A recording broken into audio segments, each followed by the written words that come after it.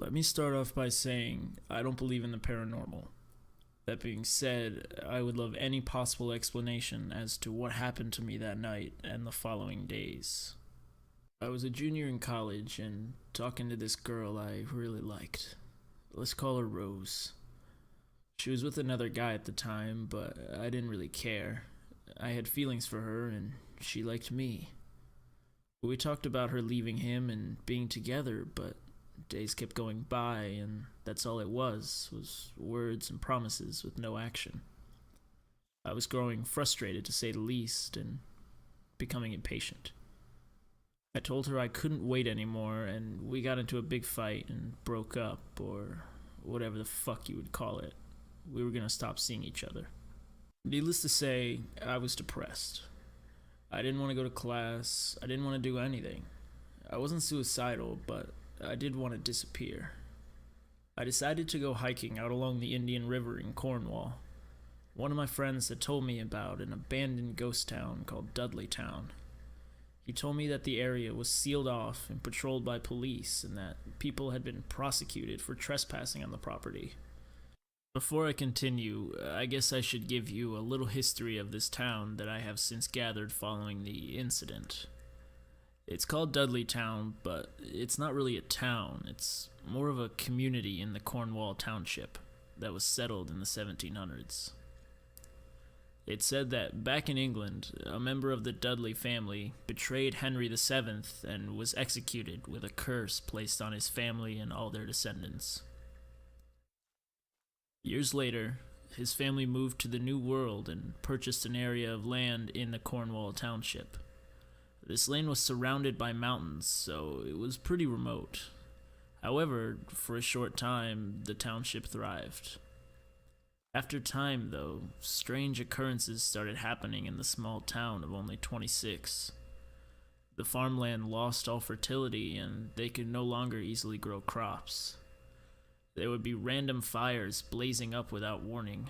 People's houses and barns would burn down in blazes. Several members of the town were said to have fallen into insanity, spouting demons and other supernatural beings were surrounding the town, and they would then kill themselves. Others would be found murdered or perish in one of the many fires that plagued this small town. Eventually, any remaining members of the community left Dudley Town, and there's not much after that.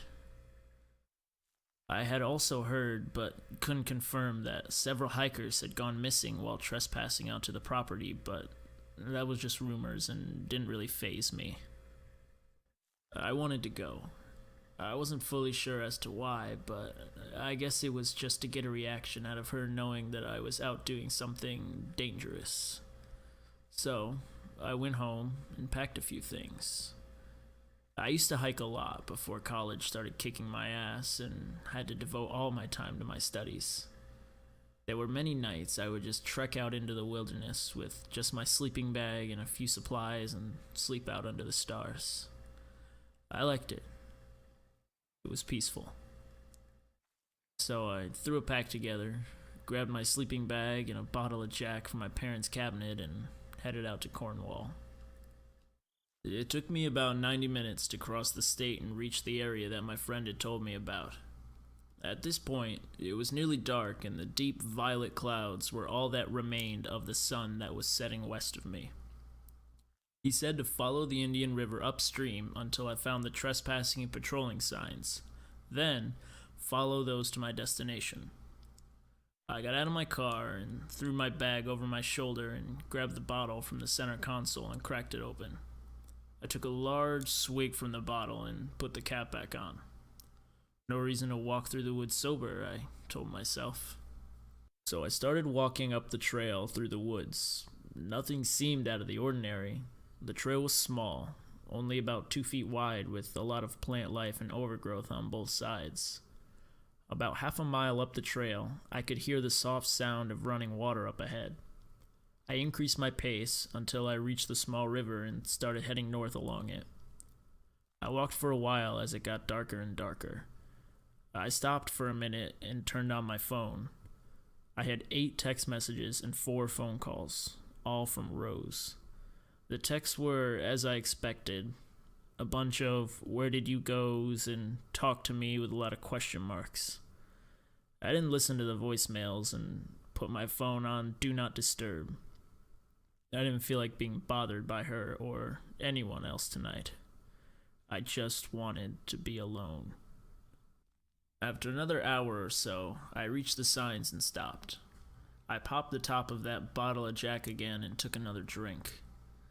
Like a bitch, I started coughing and dropped the damn cap in the river. I didn't feel like searching for it, so I just took another small sip and held it in my hand. I love whiskey. I like the way it burns you as it goes down, like it's keeping you warm. Jack, you're my only friend tonight, so I hope you're a good listener because I have one hell of a problem, I said before taking one last sip of that warm caramel drink and heading west down past the signs.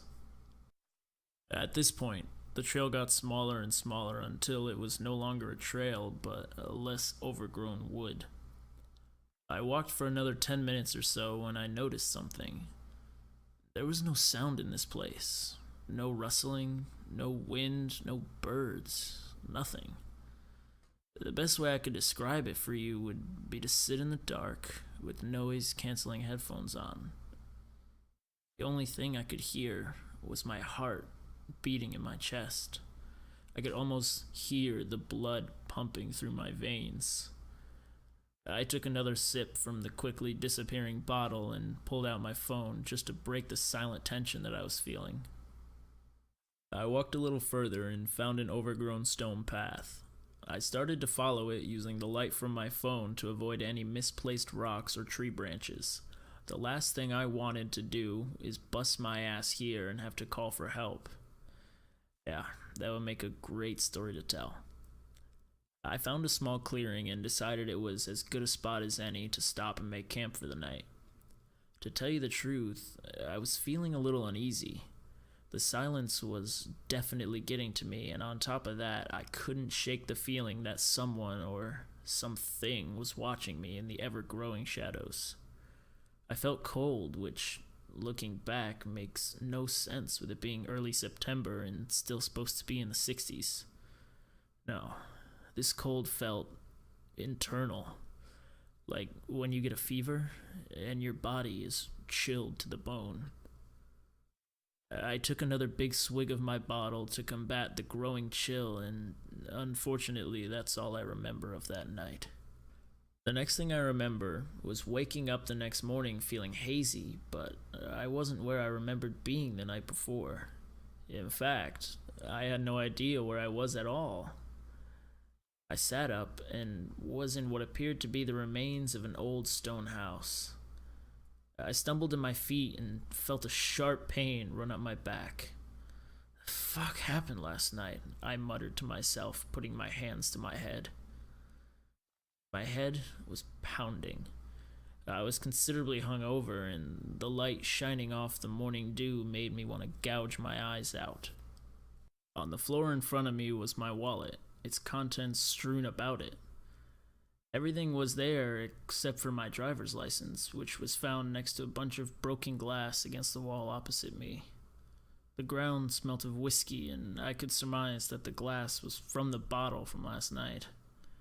I picked up my ID, and when I went to put it into my wallet, I noticed my face, or rather lack thereof.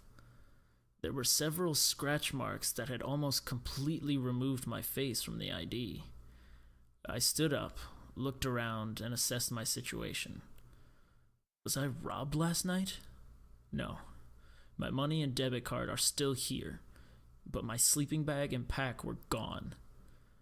I got another shooting pain up my back when I stood up straight, and it nearly brought me back down to my knees.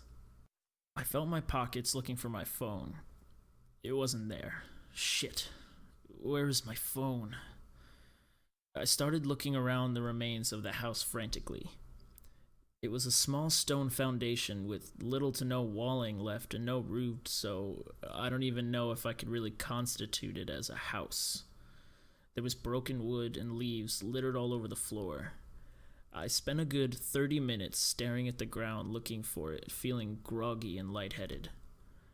I crawled through what I assume was once a window, but now is just a large opening between two walls, and felt something hard beneath my feet. I moved my leg, and there it was, my phone. I picked it up and turned it over. The screen was smashed and it wouldn't turn on. Great, I muttered to myself as I put the broken eye device in my pocket and tried to remember what had transpired the night before. Everything was foggy, but I had this strange sense of direction, like I knew where to go to leave this place. I started heading east towards the sun and kept walking for what must have been 20 to 30 minutes when I felt even more familiarity with the area I was in. I turned left and started to move a little more briskly than before. A few minutes later, I was back in the clearing, and there it was, the rest of my things. My bag was untouched, and my sleeping bag was still rolled up. It seemed like I had never made camp here at all, but rather left my things behind and traveled deeper into the woods with nothing but a bottle of liquid courage and what I had in my pockets. I picked up my things and started walking back towards the river, and after a short while I was back on the trail on my way out of there. The pain in my back would come and go. One minute it would feel on fire, and then it would dissipate as quickly as it came on, and I couldn't help the feeling that I was being followed. I kept looking over my shoulder, expecting to see someone, but I never saw anyone. I was almost back to my car when I felt my pants pocket vibrate. I stopped for a moment and reached my hand into the pocket and pulled out the recently destroyed iPhone. It was on. The screen was still shattered, but the Apple logo was clearly visible there on the screen. I stood there for a minute, fixated on the small white fruit until it faded into my lock screen. A picture of Rose and I at the beach behind my house. It made me feel like an idiot. I started cursing under my breath and put the phone back in my pocket. I reached my car shortly afterward, and after giving one last look around, I got in my car and started to drive away. The drive home was long and quiet. I left the radio off and just tried to piece together the events of the night before. What happened to me? Did I black out and walk over there? Did someone drag me there? And why the fuck was my stuff thrown about the place and my face scratched off my ID? I looked over at the clock on the dashboard and saw it was 9:45. Shit. I have class at 10:30 and I'm not even home yet. I didn't have time to go home before class, so I pulled right into my college parking lot and changed my clothes with ones that I always had in the backseat of my car. I tried to look at my burning back through the rearview mirror, but I couldn't get a good angle of anything in this small car. I gave one final look at myself and got out of the car. I figured I would just duck inside and swing by the nurse's station before class. Luckily, I knew Rose's class schedule and she was off today, which made me kinda glad that I would only have to deal with one problem today. I walked through the double doors and hung a left towards the nurse's station and stopped dead in my tracks. There, about 20 feet in front of me, was Rose. I stood there, frozen, as she turned her head and saw me. Her face shifted from a somewhat happy smile into a scowl as she turned and started walking towards me. Her fists clenched, never blinking or breaking eye contact. She stood in front of me now. It looked like it was about to hit me. Hell, I couldn't blame her if she did. But in that moment, the anger washed away and she started sobbing into my chest, spouting how she thought I was dead and spent the whole night crying and having to avoid telling her boyfriend why. It made me feel like shit. After a minute of this, she pulled away and asked me why I was so sweaty. My back felt damp and my shirt was now sticking to my back. I walked a little out of the way of the main hall and lifted up my shirt, asking her what she saw. She gasped at me and turned me around, yelling that I needed to go to the nurse. The rest of the walk there, I kept asking her what it was, but she wouldn't answer me. She just kept repeating that I needed to go to the nurse right away. We got into the nurse's office, and she had her look at my back. She started asking me questions about what I did the night before. I obviously couldn't share with the nurse that I had gotten drunk and camped out on private property, so I made up some story about spending the night at a party in the woods down the road from me and that I wasn't sure what happened. She told me that there were several long, bloody scratches crossing over each other across my entire back. I asked Rose to take a picture of it with her phone to show it to me. She did this, and my stomach dropped to the floor. The image she had shown me was almost identical to the scratch pattern on my ID. There was no way I could have done this to myself last night. I'm not very flexible and don't have a lot of shoulder mobility since I tore my labrum last summer. This uncontrollable feeling of laughter started in the back of my head. I started to grin, but I had no idea why. I shook my head, putting my hand to it, and the nurse asked again if I was okay. The internal feeling of laughter subsided, and I turned to her, telling her that I'm fine, and she proceeded to put a large pad on my back. A short while later, I left the office with Rose. Why did I have to contain myself from bursting out laughing in there? It wasn't funny. None of this is funny. I went through the rest of the day of classes and tried to forget about what had happened. I chalked it up to I got too drunk and rubbed against a tree or something. After classes, Rose met up with me once again. We still hadn't talked about yesterday and our fight, and I didn't want to. I just wanted to go home and get some sleep. When I arrived home, I said hello to my parents and started walking toward my room. My mom yelled that dinner was at 6, and I just said okay and shut the door. My parents had no idea I never came home last night. I never figured out if that was a good thing or a bad thing. I'm sure if they knew what I had done the night before, I would be punished, so I just kept it to myself. But whenever I would think about what had happened, I would feel that fit of laughter come back from the dark depths of my brain. I shook myself out of it again and decided to lie in bed for a while. I stared up at the spinning ceiling fan for a while and slowly drifted off to sleep.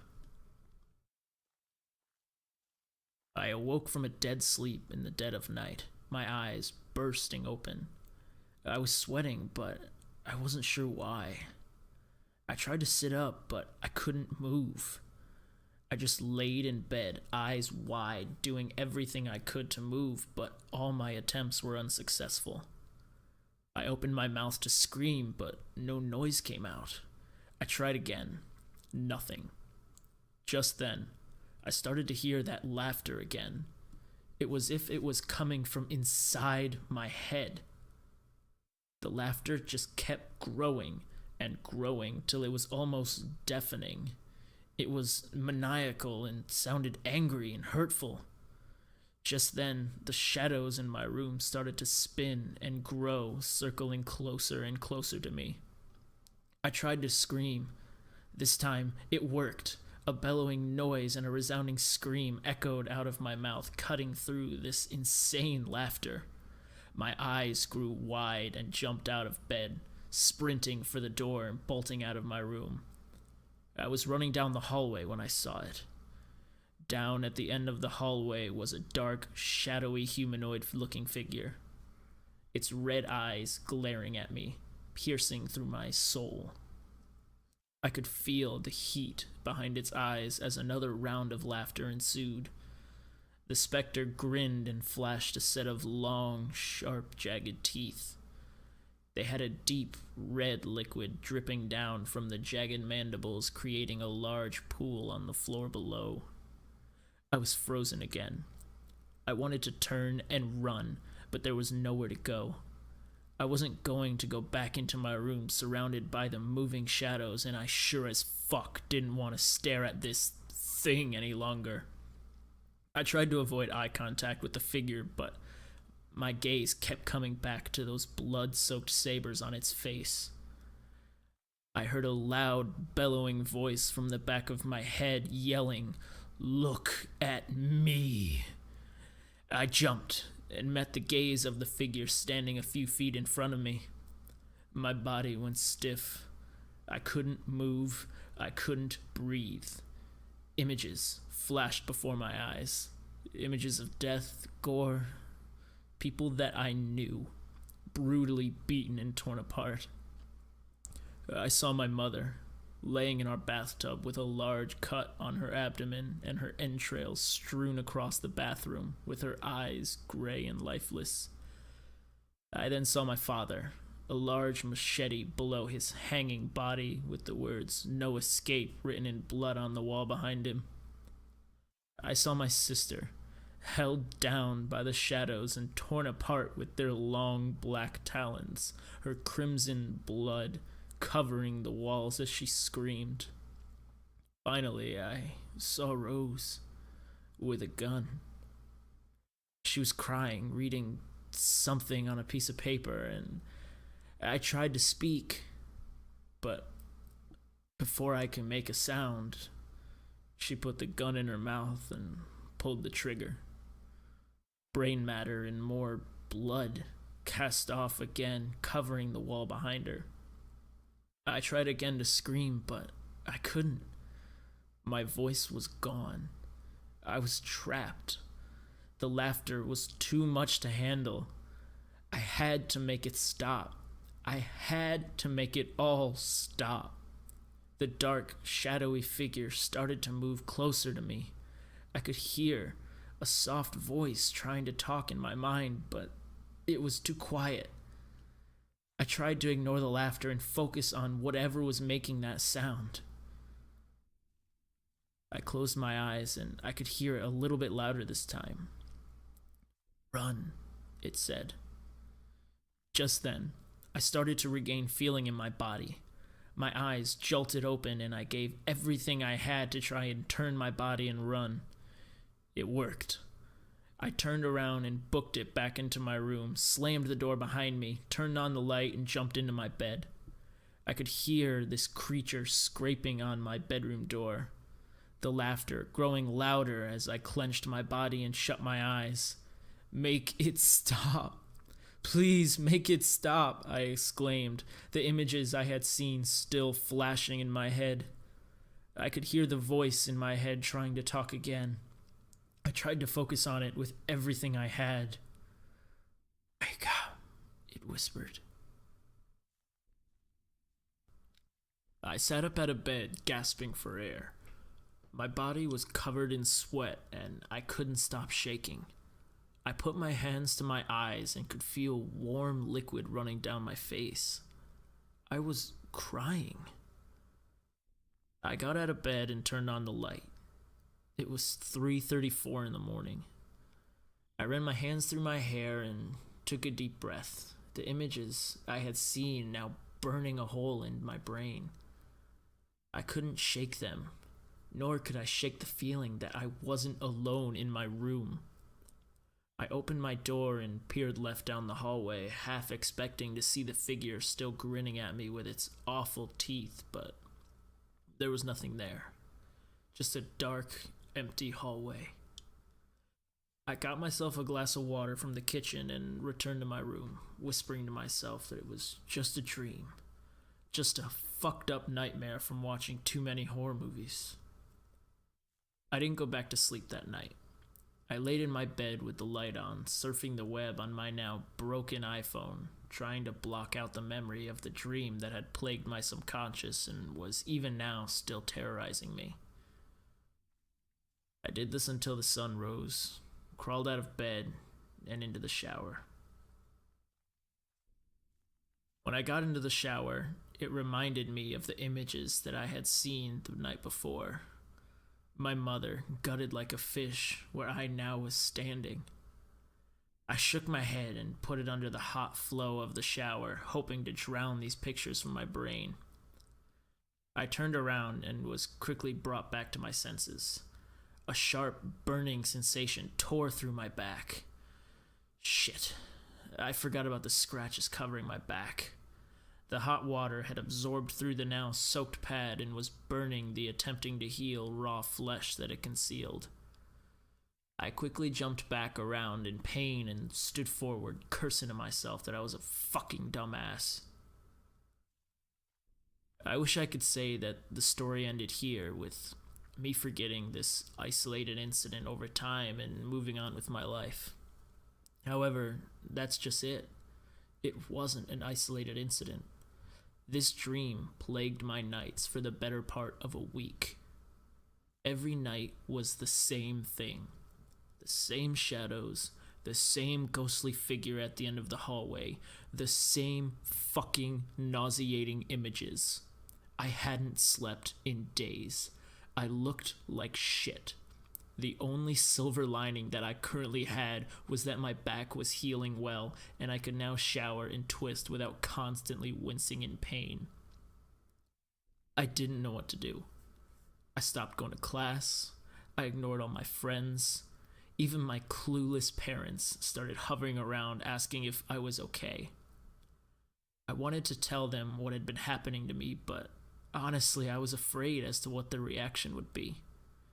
They would probably think that I'm some nutcase and throw me into an institution. No, fuck that. It's just dreams. They exist in my mind. I should be the one in control. I went online and did some research on lucid dreaming. How to do it, how to control it. Basically, I was gonna make whatever the fuck was in my dreams my bitch. After a few hours of scouring the internet, I felt somewhat comfortable with how it worked. In a nutshell, I needed to concentrate on telling my mind that I wanted to dream lucidly, as stupid as that sounds. And then there was several ways to help relax my mind into a controlling state.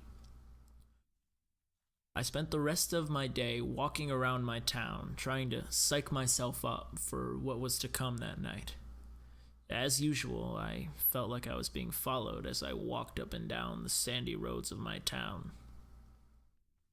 You would think that it would still bother me, days after still constantly being followed, but it didn't bother me today. I was ignoring it, pushing it deep into the dark depths of my mind. I started making my way back home as it got dark. It was a cool, windy evening. The weather was going to turn cold soon. One of the perks of living in New England during a season change is that the weather is constantly changing. They say if you don't like the weather here, stay a few days and it will change. Everything was going to change tonight. I was sure. I was ready. And nothing was going to fuck with me tonight. Tonight, I was going to take control of my fucking mind again. I laid in bed, eyes closed but still awake, telling myself that I was in control of my mind, that I was going to dream lucidly, and none of the things I have seen are real. I don't remember falling asleep, but I do remember the now all too familiar cold sweat and panic that I felt waking up in my room, eyes watching me all around. This felt different, though. Without trying, I knew I could still talk and move if I wanted to. I stayed still, allowing the shadows to dance and spin closer to my bed. I jolted upright and yelled a resounding no, but the shadows kept moving closer. Why wasn't anything happening? I could feel that I was in control here, that I could wake up if I wanted to. I knew I was dreaming. They continued to close in. I jumped out of bed and turned on the light by the door. The shadows faded away to the corners of my room and vanished. I held my hand on the door, knowing full well what awaited me on the other side. I took a deep breath and mustered what courage I had and swung the door open. I stepped out into the hallway and faced that dark specter, telling myself that this was a dream and I decided what was going to happen. The cloaked figure grinned and I made eye contact with it. I made no attempt to avert my eyes as its smile grew wider. The same images flashed in my mind. I started to feel sick. The beast's grin grew to an unnatural size as it stepped towards me. I started to freeze. No, I told myself. This was a dream, my dream, and it was going to end my way. I stepped toward the shadow and its grin started to fade. I took another step, and another. I was going to see just what the fuck this thing was that had been haunting my dreams for the better part of a week, and simple pictures were not going to dissuade me. A few steps later, I stood in front of the figure. Its grin turned into a scowl now. I stood in front, unflinching, unmoving. The black-cloaked figure's mouth disappeared into the darkness of its hood, and it reached up to its head, slowly pulling the hood back. What I saw drained everything from me. Standing before me was me. I looked different. My face was contorted oddly. My eyes were slanted downward and red. My mouth looked like it had been cut along the sides all the way up my jawline. The menacing grin now returned, filling its face from one side to the other. And something new now flashed before my eyes. I watched as this other self gutted my mother in the bathtub, her high-pitched screams only accentuated by the creature's maniacal laughter. I then watched it turn to my father and hang him from a rope in the corner. His eyes bulged and went bloodshot as he kicked and squirmed before swinging lifeless from the ceiling. I then watched as this other me savagely scratch and claw, tearing the flesh off my sister till all that was left was blood-soaked bones and bits of flesh. And finally, seeing the horror of what I had done, I watched Rose sob before blowing her brains out before it all restarted again. I couldn't move. All I could do was watch this over and over and over. This thing laughing at my terror, getting some kind of sick, fucked up pleasure from me watching this over and over again. I fell to my knees. I wanted it to stop. I was ready to beg for it to stop. Just then, I heard that small voice in the back of my head say something, but I couldn't focus on it. All I could hear was that damn laughter and the screams and cries of my family being butchered by me over and over again. I heard it louder this time, but I could only make out part of it. All I could hear was dream. It was enough. I stood up and swung my fist at the figure in front of me. It stepped back and my fist collided with the space in front of me, creating a crack in the area between us. Without thinking, I started to swing my arms, flailing at this glass in front of me over and over until my hands bled. The torturous smile turning to anger as I continued to pound on the glass in front of me. It quickly stepped toward me and the images popped back into my head. I kept swinging and swinging until that fucking glass shattered and crumbled beneath my feet. The creature then crumbled with the glass and I felt this giant weight remove itself from my chest. Again, I could feel my body outside of this dream. I closed my eyes and opened them back in my bed. I sat up and turned my bedside light on and looked down at my hands. They were red and starting to swell.